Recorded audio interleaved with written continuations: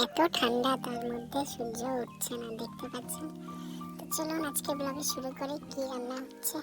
তো এখানে দেখতে পাচ্ছেন মাছের ভাজা হচ্ছে, ওটা হয়ে গেল। তারপর এখানে পেঁয়াজ কেটে রেখেছে, মাছ পেঁয়াজি করবে বলে। তারপর এখানে লাউ ডাঁটা দেখতে পাচ্ছেন। তারপর আমাদের হয়ে গেল লাউ ডাঁটা দিয়ে মাছ দিয়ে আলুর ঝোল। তারপর মাছের পেঁয়াজিটা এখনই শুরু হয়ে যাবে। হয়ে গেল এটা হয়ে গেছে। তারপর রেডি সব। আর তারপরে লাউ শাক রান্না হচ্ছে এখানে, লাউ শাক রান্না হয়ে গেল, সব কিছু রেডি।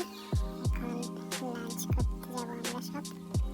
তারপর এই আস্তে আস্তে একটা একটা করে সবজি নিয়ে নিলাম, একটু লেবু নিয়ে নিলাম, লাউ শাকও নিয়ে নিলাম, দারুণ লাগছে খেতে। তারপরে এখানে মাছের পেঁয়াজি ওটাও নিয়ে নিলাম। তারপর কিছু একটা কাল রাতের তরকারি ছিল, ওটা উস্তে দিয়ে তারপর শেষে নেব মাছের ঝোল আলু সহ।